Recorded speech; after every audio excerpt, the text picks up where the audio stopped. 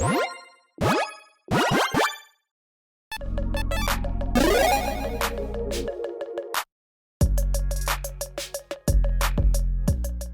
everyone, Mitch coming in from the Commander's Corner Studio. Welcome to the show. So today's episode comes to you courtesy of MTG Burgeoning, who has been supporting this channel as a Brigadier General patron. And I truly couldn't do this without the support from amazing patrons like MTG Burgeoning. So, MTG Burgeoning, thank you again so much. And actually, for this episode, they're going to handle the intro for me. Hello, Mitch, and hello, Magic the Gathering community. This is MTG Burgeoning, and I am so happy to be a part of this video. Thanks, MTG Burgeoning, and I hope that you enjoy this episode. I think it's a really exciting one because on today's episode, we've got a tier list ranking of the top token commanders. So, what are those top token commander decks out there? On this episode, we're going to be breaking down the top 20 or so and putting them into different tiers, all the way from S tier, which is the best, down to A, B, C, and all the way down to the Stellar and D. Though, actually, these are like the top, 20 or so commanders, so none of them are bad. It's just, in comparison to each other, what are the best ones out there? Now, I will mention that this, of course, is in a vacuum. Again, these are just being compared to each other, nothing outside of that. And on top of that, when it comes to what commanders are being considered for this list, I went on to EDH Rec, went to their themes, went to the tokens tab, and there you go. Those are the commanders that popped up on that. So these are the ones that I'm using. And yes, there are other commanders out there that can be built with a token strategy out there. That being said, they did not show up on the EDH Rec list because, they might, be more so aristocrats or might be so, more so like, a different kind of strategy. These are the ones that EDH Rec went with, and I'm just trying to make it, kind of fair and even, so I'm going with that, okay? With all that said, again, obviously, all these are based on my own opinions, all these rankings. I did not look at, I looked at the cards ahead of time, but I didn't actually, rank these ahead of time, have a list on the side that I'm actually going to go, oh, okay, it should be here, here, here. So I might make some changes during the episode. And yeah, comment below with your thoughts on my rankings. You might vary differently, vary a lot, from my rankings. And that's completely okay, right? Everyone's got a different opinion on these things. This is just for fun. So, well, that's it. Let's jump into it. So, first up, let's talk about Kadira, Caller of the Small. 3/3 Orc Ranger with Trample that costs 1 green white. Whenever Kadira Call the Small deals counter to a player, for each token you control, create a 1/1 white rabbit creature token. So, this one has a lot of potential. There is a, obviously requirement that you get through on one player. You just need 1 hit of damage, though. 1 point of damage to get through. You do have Trample. That being said, it's a 3/3, but yeah, of course, there's ways to pump in these colors. There's ways that you can give it some evasion, maybe flying, maybe unblockability with like a Rogue's Passage. And of course, there's ways to very easily give it double strike as well, so you can get that trigger twice. So you can make an absurd amount of tokens very, very quickly with this. It does require some setup, though, because, well, hey, you need to basically, get tokens into play. Now, that being said, they can be any kind of tokens. It does not specify creature tokens. It says for each token you control. So you can make a bunch of food tokens, bunch of treasure tokens, bunch of clue tokens, etc., and obviously creature tokens too.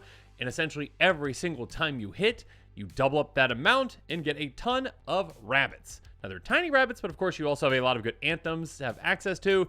Now, this is the first one that I'm ranking, so obviously this could change, and I could just, have a completely different tier for Kadira when we get done with this. But for now, I think, actually, I'm going to put Kadira into the B tier. It's a very solid commander, especially for a uncommon commander, so there you go. Moving on. Oh, I'm so sorry, Gimbal.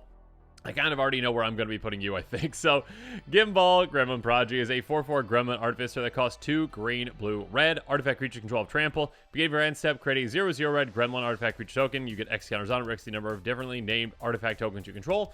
It's a very interesting commander. I really like the design of this commander. It's like, hey, go wide, but with differently named tokens. So again, you're going to want to go into, food, go into treasure, go into clues, go into blood tokens, go into, any other kinds of tokens that are creature tokens that are different, servos, thopters, etc., etc. A bunch of different kinds of tokens to make your gremlins that you're making bigger. That being said, this is dependent on an end step trigger, so you got to keep your commander around really to get that, benefit out of it. Obviously, it does require a good amount of setup. A simple Vanal Blast might really set you back. And then on top of that, of course, yeah, it's a 5-mana commander that has, I'm not going to say lackluster effect, but one that just kind of pales in comparison to a lot of the other ones out there in this list. So I am very sorry, Gimbal, but we're going to put you down in the bottom, even though you're the very first Gremlin commander, I believe. And I'm sure there's a lot of great Gizmo arts out there for you. So we're just gonna keep moving on. I'm sorry, Gimbal. Moving on, Felice Reverent Medium.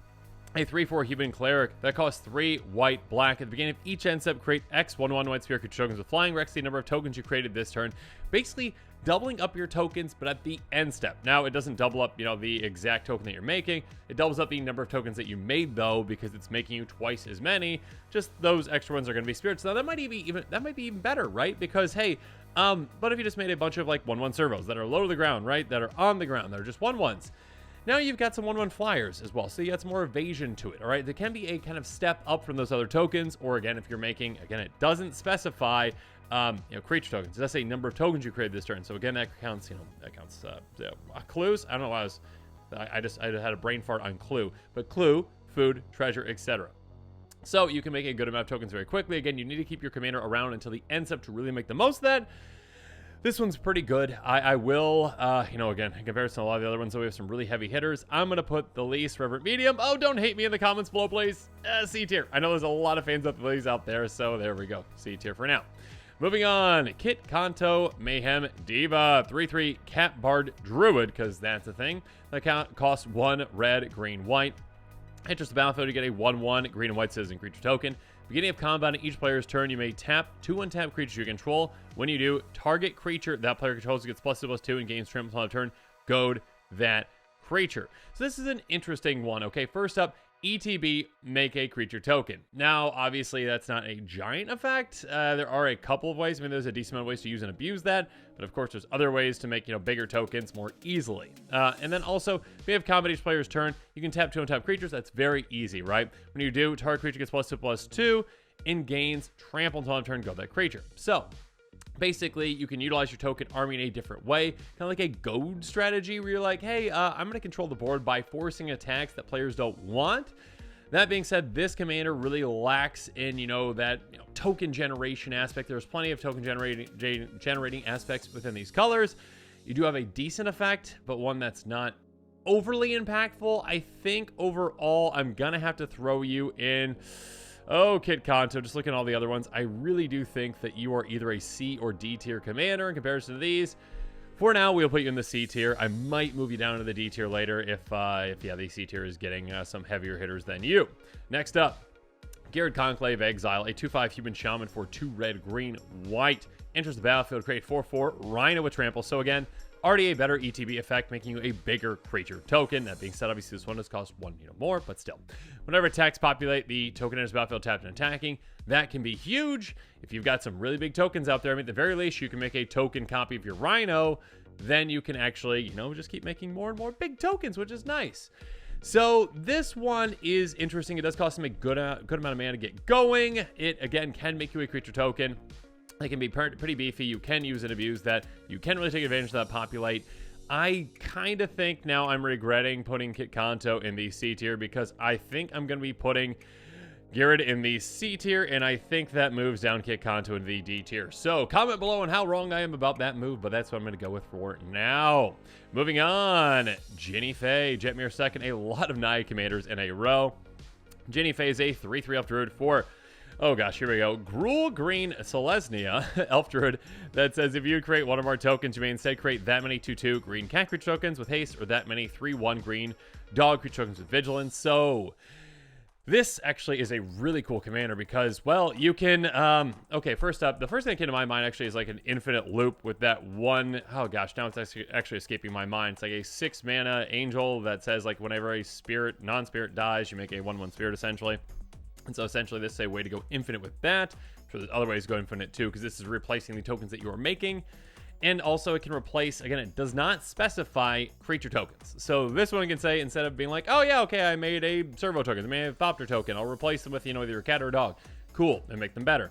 You can also be like, no, I just made a bunch of food. Awesome, I make 3 dogs or whatever. I just made 3 food, I make 3 dogs. Cool. Or treasures or whatnot. Academy Manufacturer can work great with this as well. This can be a pretty impactful commander. Oh gosh, but we've got so many good ones in this list. I am just afraid of moving anything up into the even A tier right now. Jinnie Fay, I think I'm going to put you in the B tier for now because, I mean, we just have some heavy hitters that are coming up. I promise we got some heavy hitters coming up. I think actually I organized this based on price, which definitely doesn't always correlate to, power. It definitely does not. But it seems to be so far with some of these. So there you go. Moving on. Othari Sun's Glory is another commander that popped up on EDHRX list. A Phoenix Tribal Commander in a way. 3/3 Phoenix for 3 red white flying lifelink haste attacks. You may get an experience counter. You do get an experience counter. Create a 2/2 red rebel creature token that's tapped and attacking for each experience counter you have. I pay 2 red white, tap and untap rebel you control. Return to the battlefield tapped. So I mean, you could go Phoenix Tribal. You could just go Rebel Tribal if you really want to. There's a lot more ways to make more rebels these days. Like I think the 4 Mirrodin mechanic makes rebels, I believe. But yeah.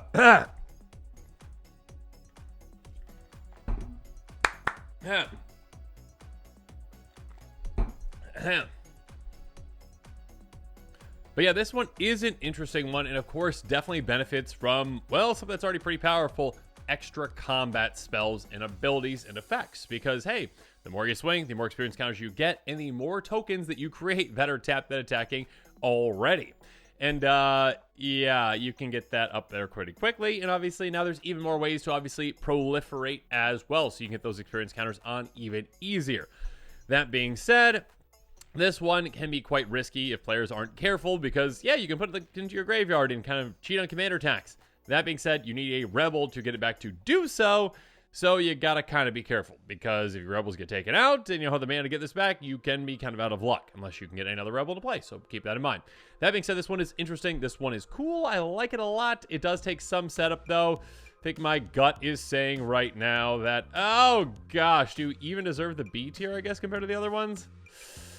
Okay, we're gonna go C tier. You're really cool though, but we're gonna go C tier now. It does require a good amount of setup. Okay, moving on. Accessory Glow Overlord. Now, this one is interesting because this one is not really on this list for the front part, is on for the back part. Also go through the front part really quick though. 2/4 Human Warlock Double Strike. 1 white, black, black. Whenever you cast or copy an instant sorcery spell, return target knowledge creature card from your grave or your hand. Cool, that's nice. That's not probably what you're doing if you're building tokens though. What you're building is the backside, which is a gross card. Awaken the Blood Avatar, sorcery for 6 black red. As this cost cast spell, you sacrifice any other creatures. It's going to cost spells cast for each creature sacrifice this way. So this is an MDFC that essentially can get a cost reduction, and yes, you can reduce the commander tax as well with this. And then, of course, that has a disgusting effect. Each opponent sacrifices a creature, you get a 3/6 black and red Avatar creature token with haste, and whether this creature attacks, it deals 3 damage to each opponent. You are going to be dishing out a ton of pain to your opponents with this. Again, you can cast this for as low as just 2 mana again and again and again. And yes, that cost reduction can apply to commander tax. So again, you cast this, your opponent sacrifice creatures. You get a 3/6. Cool. It can swing right away. Next turn, you can probably do the same thing again. You just have either creature fodder in play, some great creature fodder, creating effects like a Bitter Blossom, or, that zombie one that's a lot cheaper, the zombie army one. But yeah, basically you can have some, creature fodder effects. You can also have threatened effects, which can be great, like Mob Rule can just be a awesome card, a game-ending card in a lot of situations, but also just a great way to say, I'll cast it again. I sacrificed all my opponent's creatures. It's kind of like a mini insurrection in a way. So yeah, this is just a great card to build around. It is an incredibly brutal commander, one that can take your opponents out in absolutely no time and can really frustrate them and make them very upset and sad. So yeah, this is a pretty brutal commander. Again, anytime you can cheat on commander attacks and have a very powerful effect, especially again when you have a sorcery as your commander, essentially you can keep recasting again and again and again. That's gross. Yeah. Accessory Overlord / more so Awakened Blood Avatar. Think you're going to be the first commander I put you up in the A tier for the token commanders. So we shall see. Comment below with your thoughts on the first A tier commander, or sorcery commander, whatever it is. Moving on, Naali Sun's Vanguard, a 3/3 human rebel that costs 2 red, white. Attack tokens you control have double strike. That's nice. Whenever one or more tokens you control attack a player, exit the top card of your library. During any turn you attack with a token, you may play that card. So this is interesting because it provides you, well, no tokens, but it provides you a way to make your tokens hit twice as hard, which is great because, again, of course, you've got fantastic ways to pump your creatures either, just with an instant or, with maybe like an enchantment, like an Anthem effect, essentially, to really take advantage of that. On top of that, it does give you card advantage. It is technically, temporary card advantage. It's like impulse draw, but like longer lasting impulse draw in a way because it is dependent on you attacking with a token. That being said, it's a low bar to meet. This one, unlike the other ones, though, many of the other ones doesn't really have a way to give you tokens, so I think it's kind of a knock against it. It's pretty cool. I don't think it's in the worst tier, but it's definitely not. I don't think even in the middle of the road tier compared to some of these other ones. So the C tier might start getting a little crowded, but C tier for you, Nayali, Sun's Vanguard. My apologies. I know there's a lot of Nayali fans out there as well. Moving on. Essex Fractal Bloom. This is a really, really cool commander and one that has a gross design. 4/4 Fractal that costs 4 green, blue with flying. The first time you create one or more tokens during each of your turns, you may instead choose a creature other than Essex Fractal Bloom. Create that many tokens or copies of that creature. This one, I mean, the example that's always given with this one is essentially like Avengers Zendikar. Yeah, you get that in play. And you're like, hey, oh, let's make a bunch of other token copies of this. And then you get more tokens that are plants, and then you get more Avengers and Zendikars in play, essentially, that every single time a land comes into play, you get even more counters on all those. Gross things can happen. So, yes, this commander does have a decently high mana value at 6. It does take some setup, but once you get going, your opponents better have a board wipe or they're in trouble, because you're just going to make a ton of absurd tokens of, things that make absurd tokens. So things can get out of control quite quickly. And again, keep in mind, it does say the first time you create one or more tokens on each of your turns. So you just gotta be careful of like making like one off token, but yeah, just make a big token effect like Avengers Zendikar, Hornet Queen, that kind of stuff. So this one's good. It does require setup. I don't think it is quite near the top tier. I will put Essex though in the B tier for now. Moving on. Galta and Mavrin, a newer commander, a 12/12 dinosaur vampire, because that's the thing, that has trample that costs 3 green, green, white, white. Whenever you attack, choose 1. Create tap and attacking XX green 9 for creature with trample, or X the greatest power among other attacking creatures, or create X 1/1 white vampire creature tokens with lifelink, or X the number of other attacking creatures. This one, if you are building token, you're probably building with that second, trigger in mind, essentially, or the second, choice in mind. Hey, I want to go wide. I want to make a bunch of tokens. Then I want to swing with this and swing with them, and then make, basically just as many tokens, essentially. So this can really build on itself more and more and more the further you get going. I mean, it's kind of weird to say that this is a high mana value commander. It is 7 mana. It has a good effect, and it is a 12/12 trampler, which again, you talk to someone from 20 years ago, you're like, oh, by the way, there's a 12/12 trampler for 7 mana. And they're like, what's the downside? You're like, oh no, there's an upside. Oh my gosh. Yeah, that would very much surprise them. These days though, I mean, this still is a decent commander. I think it does require a bit more setup. I mean, like, it doesn't require all that much setup. You have to go wide, right? But this one doesn't actually make you really tokens inherently on its own. It is still a 12/12 trample, so you can win in that direction as well. It's probably not the bottom tier, but I mean, I guess because it does have kind of that, flexibility to be like, oh yeah, I give it double strike and you lose, I will probably have to put it in the C tier as well. Even though it does, require a decent amount of setup, it is a higher costed commander. It doesn't have access to red, which would be quite nice for extra combats. There you go. Let's put it in the C tier and yell at me in the comments below. Thank you. Moving on, we've got Marneus Calgar. Okay, here we go. So this is a 3/5 Astartes, and I'm sorry, I'm probably going to pronounce that incorrectly. Warrior with double strike that costs 2 white, blue, black. Master Tactician. Whenever one or more tokens enter battlefield to control, draw a card. Gross. Chapter Master, pay 6, create 2/2/2 white Astartes Warrior creature tokens with vigilance. Yeah, gross as well. So basically, this does have a restriction, I guess I could say, right? Whenever one or more tokens enter battlefield control. That being said, that restriction isn't all that restricting, because this is like, sure, if you have White Sun Zenith and make a ton of tokens at once, yeah, you only get to draw 1 card. Okay, oh bummer, I just paid 8 mana to draw 1 card. You still get to draw a card, good for you. That being said, if you've got like multiple ways to make tokens throughout the game, again, I talked about, I keep forgetting like the zombie army card, Dreadhorde Invasion. There we go, Dreadhorde Invasion. If you've got that in a sacrifice outlet, or if you got, Bitter Blossom, if you got any of the other many ways to make a lot of creature tokens throughout the game, it doesn't just count on creature tokens. So again, that restriction of, non-token creature was not applied to this. And then basically, or not non-token creature token, there we go. So you can do clues, you can do treasures, you can do food. I mean, you can't really do food. There's not really too many food in this. Regardless, you have plenty of ways to make other tokens. And when you do, you really take advantage of that and you draw an absurd amount of cards. If that wasn't enough, again, for some reason they threw double strike on this. That's not even really that relevant. But if that wasn't enough, they give you a mana dump option to make tokens. Because of that, it's quite easy to go infinite with this with just a few other things. You've got a way to double up tokens like an Procession, and then maybe something like a Phyrexian Altar, or should I say Ashnod's Altar. There you go. Infinite mana, basically, infinite tokens. Now, you will mill yourself, but if you got like that Sorkle, you can win that way. If you got ways to shuffle, you can win that way too.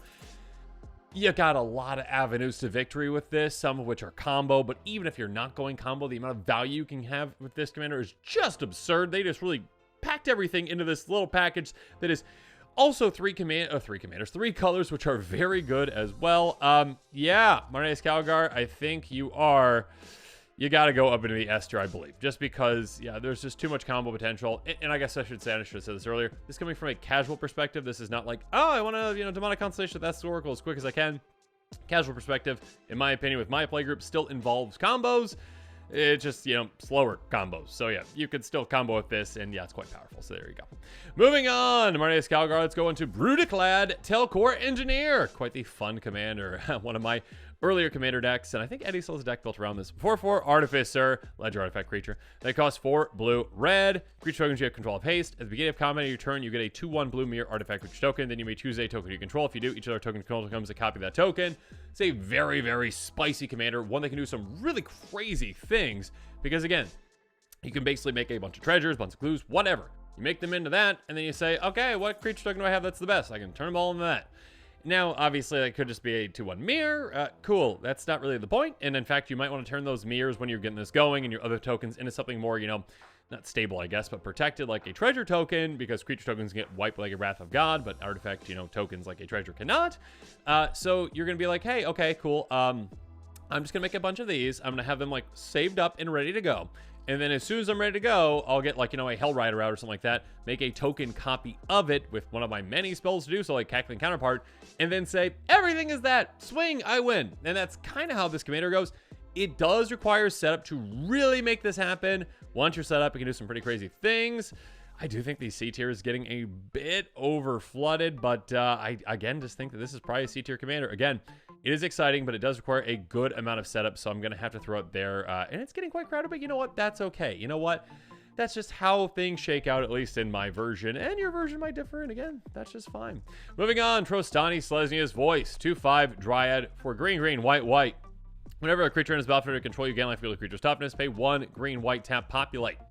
So this one, in my opinion, definitely used to be a bit more impactful. I think when it comes to token strategy, a long time ago, not as much so now. Sure, you can gain a good amount of life. You can gain a lot of life. Life gain isn't all that impactful. It is an impactful thing, yes. Padding your life total is nice. There's ways you can take advantage of gain life. There's more and more ways to do that.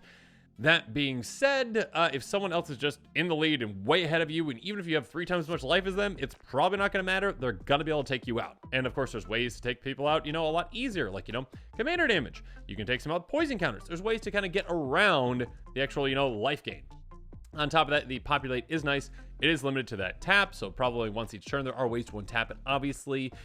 And you really kind of get yourself set up for, a good creature to actually really take advantage of. I will say overall, though, I think Trostani, unfortunately, just really outclassed compared to a lot of the other commanders. So, Trostani, if I could find your image, there you go. I guess I got the wrong Trostani. We'll just do that. There you go. And, of course, I was mistaken. That's just a different art version of Trostani Selesnya's Voice, so there we go. Glad I found it. Anyways, moving on. Next up, we've got Magnus the Red, yet another commander from the Warhammer 40k. Precons, a 4/5 Flying Demon Primarch that costs 3 blue, red. Instant source spells you cast cost once cast for each creature token you control. Whenever Magnus the Red deals coverage to a player, create a 3/3 red spawn creature token. Now, this is a commander that does one of the things in Magic, which is incredibly powerful, and that is cost reduction. An absurd amount of cost reduction potential, because, yeah, you can make an absurd amount of creature tokens very easily with this. In fact, there are certain X spells that make you a good amount of creature tokens. So essentially, you're just like, oh, okay, I'll cast this X spell that makes me more X spells, or more X spells, more creature tokens. And this doesn't just apply to spells that makes creature tokens, obviously. You can have, I was about to say lightning bolt, but, like a fireball type spell, essentially, that just says, oh, yeah, I've got, I just made all these creature tokens. I just made 80 of them. I'll fireball you in the face for 80 or whatnot. Or like a blue sun zenith, make you draw out, or make myself draw an absurd amount of cards. Yeah, cost reduction can be pretty insane. This does require a little bit of setup. The wider you go, the quicker you can make it go, then essentially. It is going to have a decent, target on its back. That attack trigger, the combinative trigger is nice, but not all that great. If this was just kind of in one more color, I think it would go over the edge. If it was in white as well, with the amount of ways you make creature tokens in white, especially X spells, it could just be pretty absurd. And annoy procession would obviously help out as well. But yeah, I think overall, I'm going to have to put Magnus, the red. You are very powerful against cost reduction. Up there with the other cost reduction commander in the A tier. So there you go. Moving on, we've got Commissar. I was about to say Commissioner. Sabrina Rain, a 2/2 human soldier for 1 white-black. Again, my apologies if I mispronounced that. I'm not a Warhammer player. Leading from the front, whenever it attacks, each opponent loses X life for X the number of other attacking creatures. By paying 2, you can sacrifice another creature. You gain 2 life, draw a card. So, hey, you've got potential, life gain, which is, I mean, not that great, I guess.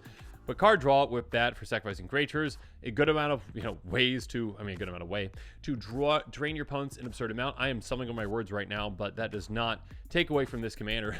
What this commander has, though, is when you're attacking out with your giant army, you kind of already just get to like triple up. I mean, assuming that they're just 1/1s, you kind of get to triple up the effect of them. Just saying like, hey, I'm swinging with a bunch of 1/1s. Everyone is losing 10 life if it's, 10 creatures swinging. So even if I'm not hitting an opponent particularly hard, or opponents, they all get drained, and it's really hard for them to stop that. They have to, stop before combat or whatnot, just stop you from attacking, take this out, essentially. So it is pretty low to ground commander. It is pretty good. I mean, in comparison to some of the other ones, I don't think it's quite up to the A tier. It might be to the B tier, but my gut still says C tier, but that's getting a bit crowded. But I mean, you do have the ability to, drain your opponents quite quickly. C tier though. We're gonna go C tier. It's getting quite crowded. Yell at me in the comments below. Here we go. Next up, here we go. Jetmir, Nexus of Rebels. Okay. If you've not played against a Jetmir deck, you're in for a surprise when you do. A 5/4 cat demon for 1 red, green, white. Creatures you control +1/+0 and have vigilance, as long as you control 3 or more. If you've got 6 or more, that's +1/+0 and trample 2. And if you got 9 or more, that's +1/+0 again and double strike. Basically, hey, once you get to 9, which is quite easy to do, you have +3/+0 vigilance, double strike, trample. So even if you just have a 1/1 creature token, that is going to be vigilantly swinging, trampling over, and hitting for basically 8 damage. Just a single 1/1. And again, you're going to have at least, 9 creatures to make that work. Your commander is counted in this as well, too, obviously. It doesn't say other creatures. So, hey, not counting your commander's math, I guess, but just 8 other 1/1s that are hitting for 8 each. That's 64 damage on those, plus your commander's extra, 16? So 80 damage, just at a minimum, basically. At a minimum. Now, I guess you could say, what if you had 0/1s? Sure. Okay, sure. But yeah, basically at a minimum, 80 damage just for getting to that. And again, that is easy to get to. It's really easy, just even the turn before yours. If you just have Jetmir in play, you can still win. Your opponents have creatures in play, you're like, call the Copper Coats. You lose, probably. Of course, there's other ways to bump creatures, there's ways to make an absurd amount of creature tokens. This is just a, I can wait to play my commander and then win on that turn commander. You can just fill the board with tokens, play your commander, swing out, you'll win most likely. So there you go. Jetmir Nexus of Rebels is gross. Pretty low to the ground as well for what it does. So Jetmir, I think you actually deserve to be up there in the S tier with Marneus Calgar. So there you go. Moving on. Reese the Redeemed. A 1/1 elf warrior for a Selesnya. Pay 2 in a Selesnya tap, you get a 1/1 elf. Pay 4 Selesnya tap for each creature token you control. Put a token in play that's copy that creature. The first one is nice to be able to make elves, obviously, but the second one is just nicer to be like, hey, I got a bunch of tokens. Let's double them all up. You obviously could play elf tribal. You could play, full token tribal if you really want to. Obviously, in this scenario, we're considering full token tribal. Yeah, it's good. There are ways to untap. That being said, it's a good amount of mana, but you are in green, so you can do that. Gosh, I feel like I'm just going to keep putting it in the exact same one. But I think overall, Reese the Redeemed is a good commander. Gosh, I don't want to just keep putting him in C, but I don't want to move them around just because. So I guess my gut has to go with just where it's at right now. I think I'm just going to have to go with the... Oh, people are going to yell at me in the comments below for this. This is not... we're going to go D. No, it's probably a C. It's probably a C. I just don't want to do it. We're going C. That was like the only reason is just because I didn't want to overfill that tier, but it just is, okay? I'm pretty sure, comparison-wise, I think it's a C tier commander compared to these. Okay, moving on. Chatterfang Squirrel General. 3/3 Squirrel Warrior with Forest Walk. It did not need Forest Walk. They cost 2 and a green. If 1 or more tokens would be created under control, those tokens plus that many 1/1 squirrels are created instead. Pay a black, sacrifice X squirrels. Target creature gets +X minus X till end of turn. This one is very good. This one is like, hey, you don't double up your tokens immediately. But yeah, again, if you're just making treasures, you're making food, you can just make creatures now instead too, and you can utilize those creatures to take out your opponent's creatures as well. So you can have this squirrel army, you can take your opponents out quite quickly. Of course, you can also work into cards like, Zulport Cutthroat. Train your opponents in absolutely no time with your giant squirrel army. This can be effective. This can be great against low to the ground. It didn't, I mean, Forest Walk, it doesn't really make that much of an impact, but it could. But yeah, why did it need Forest Walk? Just for flavor, probably. But yeah, this is a very, very powerful card. A very powerful commander. I think Chatterfang, I'm going to throw you up in the A tier, actually. So you are up there. Congratulations. You're doing great. Moving on, Elish Norn. The Elish Norn from the most recent set, March of the Machine. I guess most recent full set, not counting Aftermath. 3/5 Phyrexian Praetor with Vigilance that costs 2 white. Whenever a source opponent controls deals damage to your opponent you control, that source controller loses 2 life unless they pay 1. Pay 2 and a white, sacrifice their creatures, exile Elish Norn, return to the battlefield, transform it into its control, activate as a sorcery. It flips over to the Argent Etchings. Incubate 5 times, then transform all incubator tokens you control. The second lore counter is creature control, get +1 you dual strike until end of turn. The third, destroy all other permanents except for artifacts, lands, and Phyrexians, exile or Etchings, return to the battlefield. This is a gross commander. I mean, a lot of Elish Norns are gross. This one, by going with tokens, is really hard to stop you because, hey, if an opponent decides to like block any of your tokens or swing in any of your tokens, they're going to have to lose 2 life or pay mana. And 1 mana, it might not seem like a lot, but it can really add up throughout the game, especially if you're like swinging on them and they're like, oh gosh, block but lose life. Ah. And of course, I mean, you can just keep making more and more incubator tokens. Yeah, you can flood the board those pretty quickly. Sacrificing 3 creatures is not a big deal. So yeah, I mean, I think the only thing really holding this one back is that it's mono-colored, but still it's pretty brutal. It is a commander that is basically like a repeatable board wipe on its own too. It's gross. Elish Norn, I think I'm going to have to throw you up in the A tier as well, just because the potential that you do have. Moving on. Adric Nev Twincasters. This one's very simple, very effective. 2/2 Merfolk Wizard. For 2 green and a blue. Ward 2. It probably didn't need Ward 2, but Wizards, as soon as they had Ward, they're like, hey, we solved Hexproof. Let's throw it on everything. And it's just kind of annoying. And but I mean, it's good. If one of our tokens would be created under your control, twice the many of those tokens are created instead. This applies to every single one of your tokens. So yeah, you can do some pretty powerful things. Of course, just even consider like, hey, you also have access to cards like Cackling Counterpart, and you're like, hey, yeah, let's just, whatever our best creature is, whatever your best creature is. I guess Cackling Counter yours, but ones that can copy any creature in play, just copy your opponent's best creature. And you're like, I get 2 of them, cool, awesome. Or your own, you're like, oh yeah, Avengers Zendikar, I'll make 2 copies of it, easy peasy lemon squeezy. And then all of them make twice as many plant tokens too. This is pretty gross, pretty absurd. Again, it didn't need protection, but it gets protection for some reason. Just 4 mana, pretty low to the ground. Overall, I don't think it's quite up to the S tier, but it is, in my opinion, A tier commander.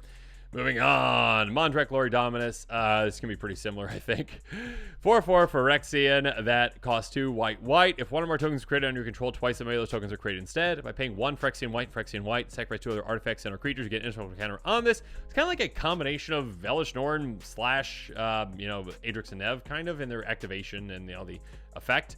Double up your tokens. It's an incredibly powerful thing. Yep, it just is. Essentially having annoying procession in your command zone, especially one that can protect itself very easily. It's gonna be very tough for your opponents to take this out because, hey, not even at sorcery speed, you can just say, yeah, okay, I got 2 artifacts or creatures in play. Yep, I'll easily just pay 1, pay 4 life, sacrifice. Cool. It's indestructible. Good luck. Yeah, I mean, doubling up creature tokens is very powerful. This one doesn't quite have access to, everything that Adric and Nev has there, but it is more protected, I guess I would say. Oh, gosh. I don't think it's quite up to Adric and Nev standards, though, so I guess I'm just going to put you in the B tier. And Mitch, just because the B tier in my, just looking at it, like, there's less there, so I had to put it there, but I think I'm going to have to put it there just because, again, it is monocolored. Speaking of monocolored, finally we've got Purphoros, God of the Forge. Hello, brutal. 6/5, God Indestructible for 3 and a red. As long as your devotion red is less than 5, Purphoros is a creature. Whenever the creature is battlefield under control, Purphoros deals 2 damage to each opponent. By paying 2 and a red, creature control +1/+0 until end of turn. So, Purphoros. Yeah, this is a really fun Purphoros. Oop, I bumped that. There we go. A really fun Purphoros. Not they all aren't fun. But basically, hey, you make creature tokens, you ping your opponents. It's like double impact tremors. And on top of that, again, just like I said with Mondrak, it's indestructible. It's going to be really hard to take out. It's actually probably even harder to take out when it's not a creature, because you can't be like, Path to Exile. It's like, no, I mean, you got to deal with it if there aren't too many. You can destroy indestructible enchantments. You can force a player to sacrifice it. You can exile. There's a couple ways to do that, obviously. You can make them shuffle it. You can bounce it. There are ways to deal with it, but most of the ways to deal with it are usually like destroy, and you're like, no. You are in a mono color. That being said, you have access to a lot of ways to make a lot of tokens quite quickly. Yeah, once this is out, once you get going, you can really take your opponents out quite quickly, especially again with damage doublers, damage triplers, which now you have even more of them with City on Fire. Yeah, it's gross. I think overall, though, it being monocolored, I will limit it just a little bit. So we're going to throw that in the B tier. I think overall, just taking a look at this, again, I didn't do like a list ahead of time. I think overall, I feel pretty good about this. Definitely good about the S tier and the A tier. I think there could be something that could swap between there. The B tier I feel pretty good about as well. C tier is quite flooded, but I mean, that's just kind of how I feel. In the D tier, yeah, I'm sorry, D tier commanders, but you're kind of down there. You just kind of are. So I think we're going to leave it at that.